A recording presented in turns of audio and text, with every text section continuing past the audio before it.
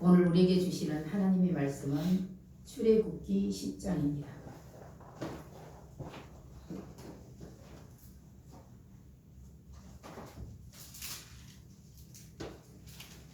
출애굽기 10장 1절에서 29절 본문이 깁니다. 그래서 우리가 특별히 성경을 못 읽을 수도 있으니까 본문을 통해서 은혜를 받으시기 바랍니다. 함께 봉독해 올립니다. 여호와께서 모세에게 이르시되 바로에게 들어가라. 내가 그의 마음과 그의 신하들의 마음을 완강하게 함은 나의 표징을 그들 중에 보이기 위함이며 내가 내게 애굽에서 행한 일들 곧 내가 그들 가운데서 행한 표징을 내 아들과 내 자손의 귀에 전하기 위함이라. 너희는 내가 여호와인 줄을 알리라. 모세와 아론이 바로에게 들어가서 그에게 이르되 히브리 사람의 하나님 여호와께서 말씀하시기를 내가 어느 때까지 내 앞에 겸비하지 아니하겠느냐. 내 백성을 보내라. 그들이 나를 숨길 것이라. 내가 만일 내 백성 보내기를 거절하면 내일 내가 메뚜기를 내 경내에 들어가게 하리니 메뚜기가 지면을 덮여서 사람을 땅에 볼 수 없을 것이라. 메뚜기가 내게 남은 그것 곧 우박을 면하고 남은 것을 먹으며 너희를 위하여 들에서 자라나는 모든 나무를 먹을 것이며 또 내 집들과 내 모든 신하의 집들과 모든 애굽 사람의 집들에 가득하리니 이는 내 아버지와 내 조상이 이 땅에 있었던 그날부터 오늘까지 보지 못하였던 것이리라 하셨다 하고 돌이켜 바로에게서 나오니 바로의 신하들이 그에게 말하되 어느 때까지 이 사람이 우리의 함정이 되리까. 그 사람들을 보내어 그들의 하나님 여호와를 섬기게 하소서. 왕은 아직도 애굽이 망한 줄을 알지 못하시니까 하고 모세와 아론을 바로에게 다시 데려오니 바로가 그들에게 이르되 가서 너희의 하나님 여호와를 섬기라. 갈 자는 누구냐. 모세가 이르되 우리가 여호와 앞에 절기를 지킬 것인즉 우리가 남녀노소와 양과 소를 데리고 가겠나이다.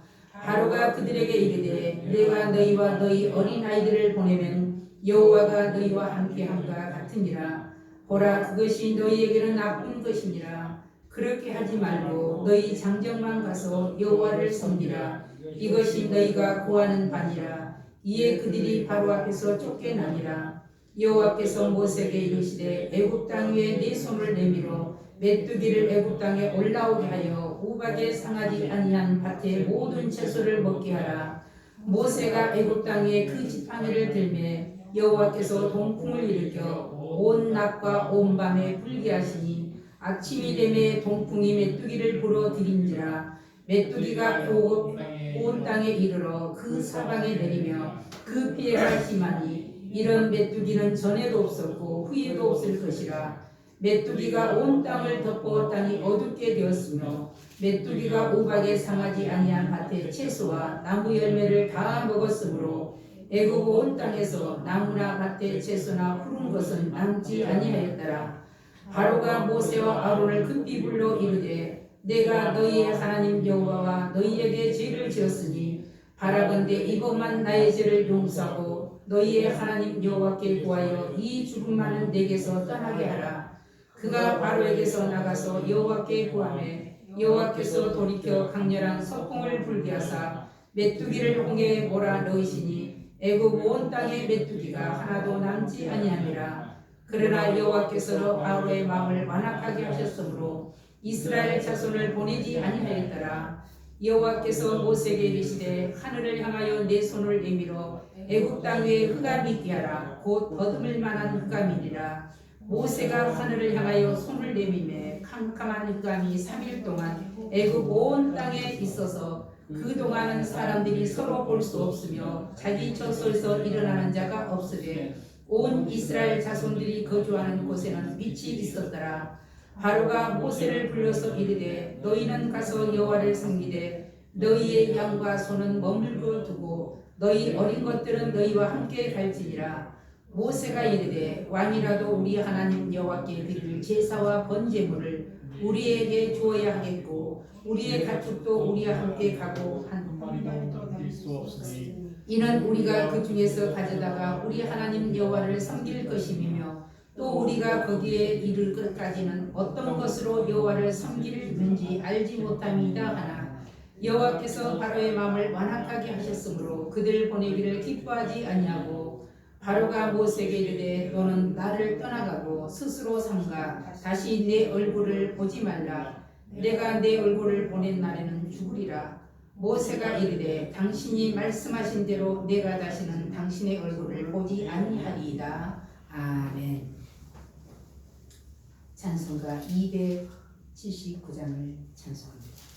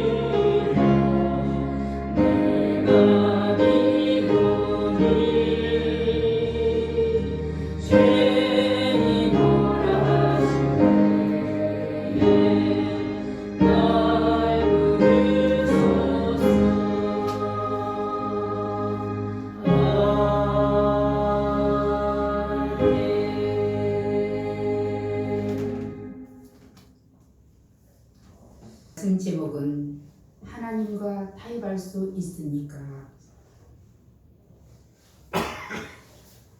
본문은 하나님을 두려워할 줄 몰라 교만에 빠진 애굽왕 바로에게 내리시는 하나님의 경고의 말씀입니다.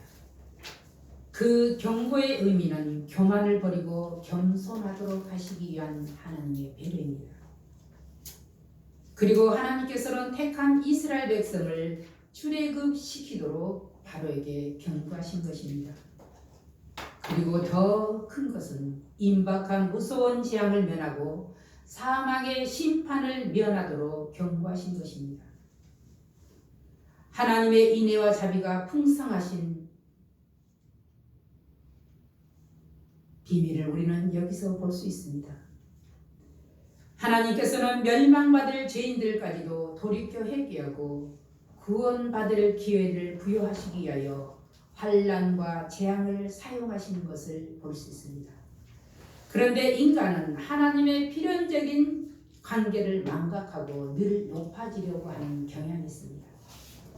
그때마다 하나님은 인간의 죄와 그에 대한 징계를 통하여 하나님 자신과 자신에 대한 의에 관하여 그리고 현세와 후세의 사람들을 가르치고 교훈하시고자 하셨습니다.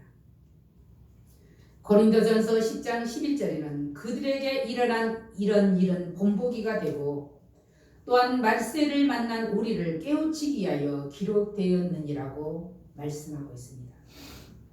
본장에는 8번째 메뚜기 재앙과 9번째 흑암의 재앙이 언급되어 있습니다. 메뚜기 재앙은 하나님을 두려워할 줄 몰라 교만해진 애국왕 바로에게 내린 재앙입니다. 그런데 이 메뚜기 재앙이 얼마나 극심하였는지 애굽의 역사상 전무후무하다고 성경은 기록하고 있습니다. 이는 애굽인들의 조상들이 있다는 그 말입니다. 어느 날까지 보지 못하는 것이었다고 그들은 말하고 있습니다. 그러나 바로는 자신의 잘못을 시인하고 하나님의 도움을 전심으로 구하여 했습니다. 그러나 그는 그러하지 못했습니다. 하나님의 도움을 구할 수밖에 없었지만 그는 전심으로 하지 않았다는 사실입니다. 그런데도 재앙이 물러가게 했습니다. 재앙이 물러가자 그의 마음은 다시금 강팍해졌습니다. 자연 현상에서 나타나는 메뚜기 떼의 밀집도가 1평방 킬로미터당 대략 5,000마리 정도 된다고 했습니다. 이 메뚜기 떼가 1600 내지 1800평당 미터 마일로 서울시 면적 정도 되는 이 광활한 지면을 까맣게 뒤덮였다고 생각을 한번 해보십시오. 이 메뚜기 떼가 날아다니는 소리는 마치 소나기가 퍼붓는 소리 같았으며 그 날개로 날아다니다 보니 태양빛을 가려서 마치 먹구름이 짙게 깔린 어두운 현상이 되고 말았습니다. 그리고 지면은 메뚜기 떼가 새카맣게 앉아 있어서 사람들이 볼 때 까맣게 보였을 것입니다. 펄벅의 대지에 보면은 자연 현상으로 발생한 메뚜기 떼도 한 번 휩쓸고 지나가자 푸른 들판은 마치 휘장이 거두어진 듯 곡식부터 푸른 풀 한 폭이 심지어 연하고 부드러운 나무 이파리까지 먹어치워 푸른 잎은 찾아볼 수 없고 굵은 줄기만 남았고 집안에도 마당에도 창고 거실방 할 것 없이 메뚜기가 날아들어 눈을 뜰 수 없고 메뚜기를 밟지 않고서는 걸음을 걸을 수가 없었으며 음식을 먹을 때도 함께 씹을 수밖에 없었다고 메뚜기 현상을 이야기했습니다.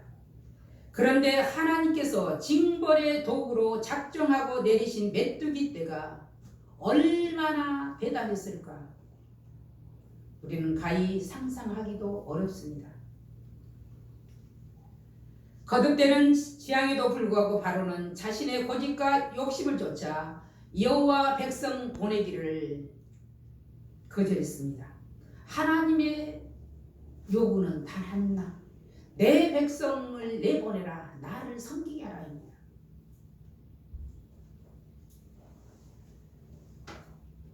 바로가 계속 불순종하자 결국 하나님께서는 더욱더 강한 손으로 바로와 애굽을 치셨습니다. 지도자가 잘못하면 이렇게 백성들이 고난을 당한다는 사실을 우리는 망각해서는 안 됩니다. 그래서 우리는 나라의 지도자와 이 사회의 지도자들을 위해서 우리는 특별히 기도해야 할 의무가 있습니다. 하나님께서는 9번째 재앙을 애굽 전역에 내리셨는데 이 재앙은 바로 흑암의 재앙이었습니다. 흑암을 히브리어로 감신이라고 했습니다. 이 감시는 대부분 폭풍으로 인해 생기고 사막에서 바람이 불어와 모래바람으로 덮여서 어두워진 현상을 말합니다. 그런데 이 흑암의 배창은 그런 차원이 아니라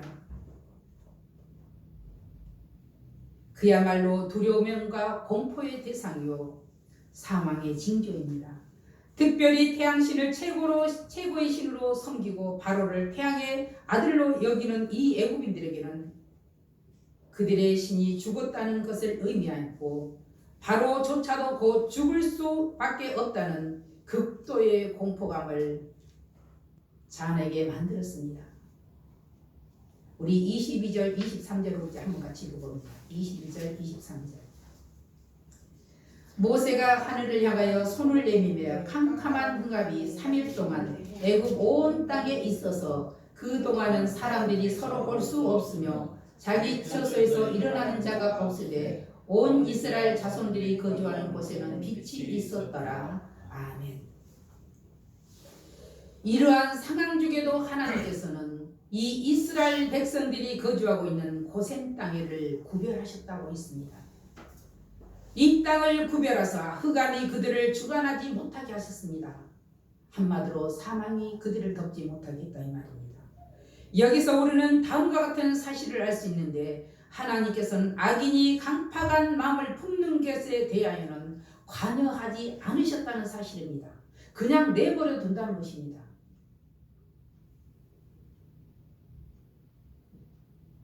그러면서도 그 가운데서도 하나님께서는 더욱 자신의 영광을 나타내셨습니다.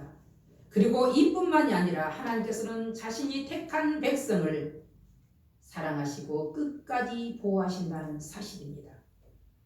그래서 우리가 때로 징계를 당할 때 너희가 감사를 했습니다. 하나님께서 바로와 그의 신하들의 마음을 강팍해 두신 이유가 있습니다. 무엇일까? 우리는 생각을 깊이 해봐야 되겠습니다. 그 첫 번째는 1절입니다. 한번 1절 한번 같이 읽어봅니다. 10장 1절 여호와께서 모세에게 이르시되 바로에게로 들어가라. 내가 그의 마음과 그의 신하들의 마음을 완강케 하는 나의 표징을 그들 중에 보이기 위함이며 그랬습니다. 하나님의 표징을 그들에게 보이기 위함이며 애굽인들만 보게 하기 위해서 그러셨겠습니까? 먼저는 이스라엘 백성들에게 보이기 위하셔서 그러십니다.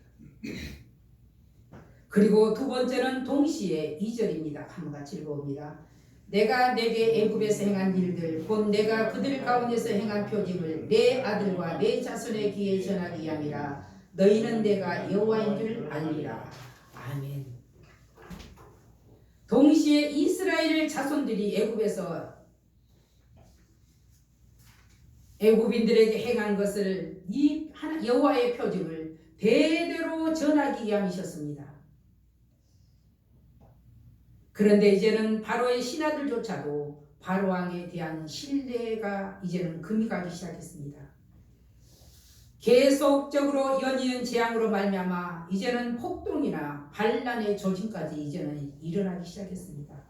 이제 조금만 충격에도 애굽 왕조가 붕괴될 위기에 봉착한 것입니다. 우리는 역사를 통해서 이 애굽의 왕의 보면은 왕조가 어떻게 무너졌는가를 우리는 대략 알 수 있습니다. 왜 이런 상황까지 온 것입니까? 바로 그 첫째는 바로의 교만 때문입니다. 하나님께서는 바로에게 내가 어느 때까지 겸비치 아니하겠느냐고 꾸짖으셨습니다. 어느 때까지 네가 그렇게 교만하겠느냐. 바로는 8번째 재앙을 맞는 시점에서도 아직 그 교만을 버리지 못했습니다. 참으로 대단한 사람입니다.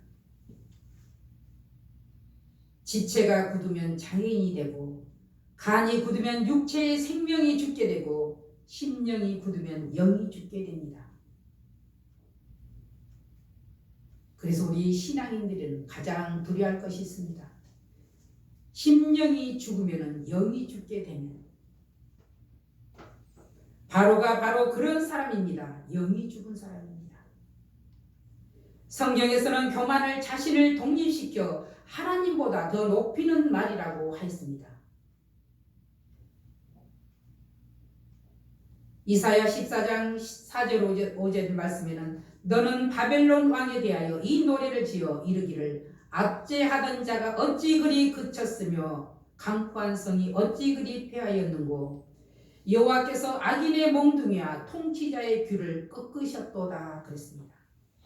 바로는 대애굽의 통치자요 신으로서 쉽게 하나님 앞에서 물러서는 순간 이 애굽이라는 대국을 통치할 수 없다고 생각했습니다. 바로 이것이 자신의 과신이요 무지의 소치라고 할 수밖에 없습니다.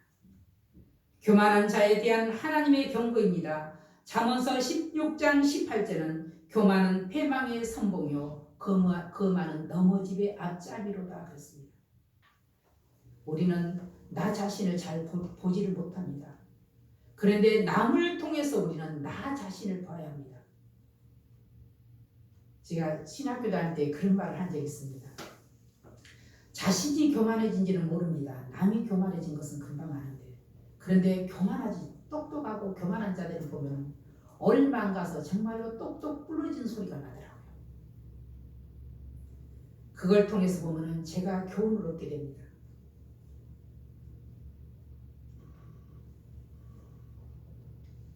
(1절) (2절에서는) 하나님은 재앙으로 백성들을 그리고 애굽 왕을 치시겠다고 경고하셨습니다.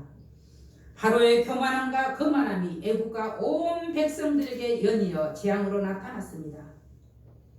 오늘날 우리가 당하는 각종 재난과 실패와 시련이 혹 나의 교만함으로 말미암은 것은 아닌가? 우리는 어떤 것이 올 때 우리는 돌이켜봐야 합니다. 그리고 돌이켜봤을 때 내가 이만큼만 어려움을 당하도록 내가 그런 잘못을 하였다고 생각하지 않았을 때는 하나님 앞에 감사하고 우리는 기도해야 합니다. 왜? 하나님은 정말로 아름다운 것을 준비하셨을 때 준비하시고 우리를 흔들어 보신다 이 말입니다. 내 받을 만한 그릇이 준비됐느냐 이 말입니다. 그런데도 참 어렵습니다. 그걸 알아도. 둘째는 이 모든 재난의 원인은 바로의 욕심 때문이었습니다. 바로는 이제 이스라엘 백성들을 내보내야 한다는 것에 동의하지 않을 수 없었습니다. 그럼에도 아직도 욕심을 버리지 못하고 있습니다. 그래서 여호와를 섬기라. 그런데 갈 자는 누구냐 물었습니다. 너희가 여호와를 섬기라. 그런데 누구 갈 것이냐.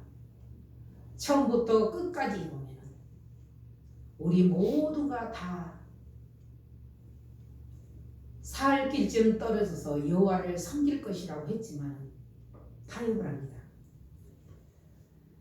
훌륭한 노동력을 잃는다는 것은 대제국의 군주로서는 엄청난 큰 손실입니다. 우리는 가까이 일본을 통해서 우리는 보았습니다. 아직까지 보면 그것이 청산되지도 않고 있는 상황입니다. 그 욕심에 눈이 어두워 하나님의 뜻을 온전히 지킬 수가 없었고 결국 8번째 메뚜기 재앙을 맞이하게 된 것입니다. 사실 바로뿐만 아니라 모든 인간은 욕심의 유혹을 이겨내기란 결코 쉬운 일이 아닙니다. 야고보서 1장 15절 말씀에는 욕심이 잉태한 즉 죄를 낳고 죄가 장성한 즉 사망을 낳느니라고 경고하고 있습니다.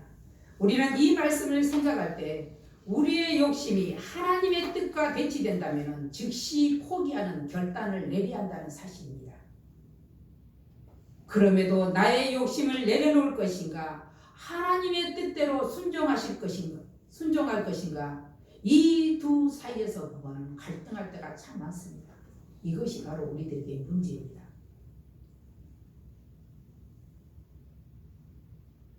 저도 여러분도 하나님의 뜻에 대치되는 욕심이 있어서는 안 되겠습니다. 그러나 분명히 보면 하나님께서 우리를 가난하게 살라는 말은 별로 없습니다. 우리가 성경의 인물들 보면 하나님께서 복을 주실 때 땅의 복과 하늘의 복과 자녀의 복, 건강의 복을 주셨습니다. 그런데 많은 사람들은 예수 믿는 사람들이 부자면은 저 사람 보면 이상하게 생각하는 경우들이 많습니다. 그러나 하나님은 성경에 분명히 보면 신명기에 내가 내 말을 듣고 순종하면 나가 들어가도 복을 받고 그랬습니다. 너 떡반죽 그릇이 복을 받고.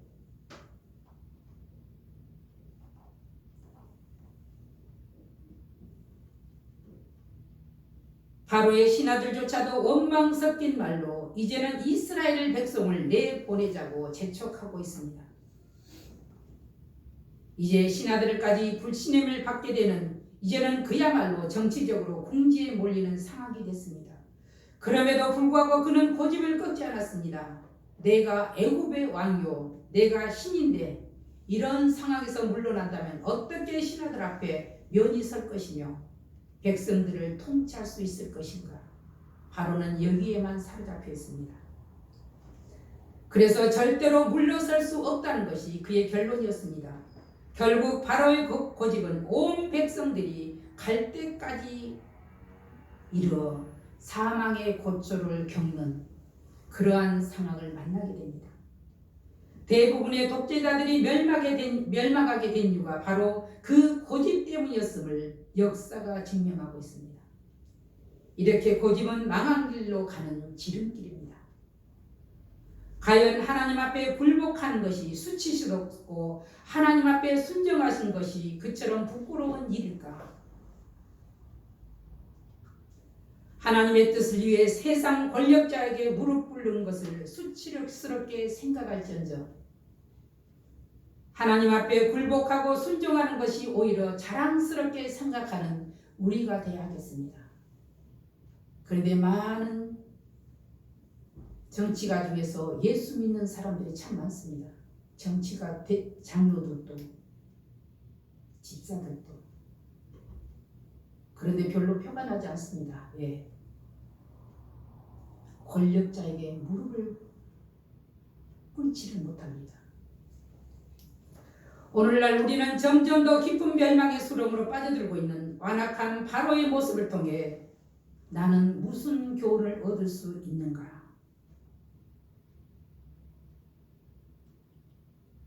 나를 향한 물음도 되게 돼야 됩니다. 그 첫째는 완악한 자들은 거짓으로 스스로를 이언합니다. 물질적인 세계에 사로잡힌 인간으로 하여금 창조주 하나님을 믿게 하는 것이 얼마나 어려운 일인가를 보게 됩니다. 바로는 진실을 보는 눈으로 현실을 직시하지 못했습니다. 물질에 사로잡힌 자는 바로 이렇습니다. 현실을 직시하지 못합니다.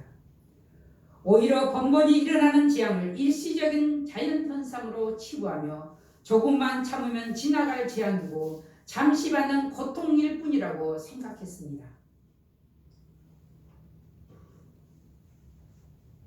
바로는 그동안 많은 재앙을 경험했습니다.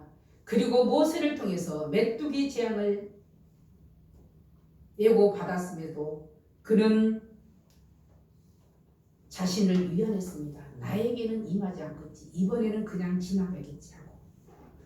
그러나 우리 속담에 설마가 사람 잡는다는 말이 있습니다. 설마 이런 엄청난 재난이 임할 리가. 설마 나를 벌하시려고. 설마 나만은 죄되겠지. 이런 거짓으로 바로와 같이 자신을 위안한다면 하나님은 불꽃 같은 눈으로 우리를 지켜보고 계신다는 것입니다. 이 사실을 우리는 기억하고 정신을 차려서 하나님 앞에 하나님의 말씀 앞에 우리는 순종해야 될 것입니다. 둘째로 악한 자들은 거짓으로 진리와 타협을 합니다. 지난 금요일날 농협 신우회라고 전화가 걸려왔습니다. 무슨 일이냐고 물었더니 신우에서 설 명절을 기해서 주일날 몇 교회를 방문하여서 선물과 함께 약간의 헌금도 한다고. 특별히 하늘숲 교회는 동사무소 앞에 있어서 늘 다니다가 연락을 하게 됐다고 주일날 오겠다고 했습니다. 지난 주일날. 신천지의 거짓 전화를 경험한 터라 신천지세요 하고 물었습니다. 그런데 당당하게 아니라고 했습니다. 그래서 제가 신천지에 대해서 이야기를 잠깐 했습니다. 당당하게 아니라고 해서 어느 교회 다니세요? 했더니 분당의 설린교회를 다닌다고 하더라고요. 확인해 보지는 않았지만 저희 교회는 숫자가 많지 않습니다. 그랬더니 주일날 결국 오지 않았습니다. 그런데 우리 안양교회에 보면은 규모가 조금 적은 교회에 보면 다 전화를 하고 좀 숫자가 엠만이 모인 교회는 와서 상품 설명하고 갔다고 했습니다. 이와 같이 약한 자는 진리와 타협을 합니다. 바로는 거짓된 재앙과 계속되는 이스라엘 백성들이 출애굽 요구에 타협을 했습니다. 장정 남자들만 나가서 제사드리고 부녀자와 가축들은 남겨놓고 가라는 제안입니다. 어떻게 해서든지 이스라엘을 묶어두어 노예로 부려먹이려는 타협이었습니다. 이런 타협과 흥정에는 거짓과 올무가 깔려 있습니다. 이 제안이 먹혀들지 않자 이제는 절충안으로 부녀자는 데려가되 소와 양은 두고 가라는 제안을 했습니다. 처음부터 말 장난이요 지키지도 않을 약속임을 뻔히 아는 모세가 그 제안에 속아 넘어갈 리가 없습니다. 그야말로 하나님 앞에서 매를 벌고 있는 격입니다. 이렇게 하나님은 바로가 마음을 강팍히 먹은 것을 돌이켜 주시지 않았다는 사실입니다. 하나님 지금도 강팍하고 교만한 자는 그냥 내버려 두십니다. 그러나 하나님을 사랑하는 자는 하나님 앞에 불순종할 때는 어떤 매를 통해서도 돌이키게 하십니다. 그래서 너희에게 징계가 없을 때는 사생자인 줄 알라고 말씀하셨습니다. 하나님은 이 바로에게 자신의 악한 의지대로 행동하도록 그냥 내버려 두셨습니다. 그러나 택하신 성도에게는 믿음을 은혜로 주셨습니다.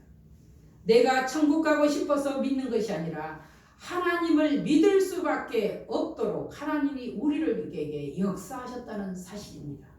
이것이 바로 은혜입니다. 우리가 신앙생활을 할 때도 교회 가는 것, 이번 한 번만 빼먹고 이번 한 번만 양보해야 하는 유혹을 받을 때가 있습니다. 그런데 속임수에 넘어가 한 번 타협하면 한 번이 두 번, 두 번이 세 번, 결국 죄악의 굴레에서 벗어날 수가 없습니다.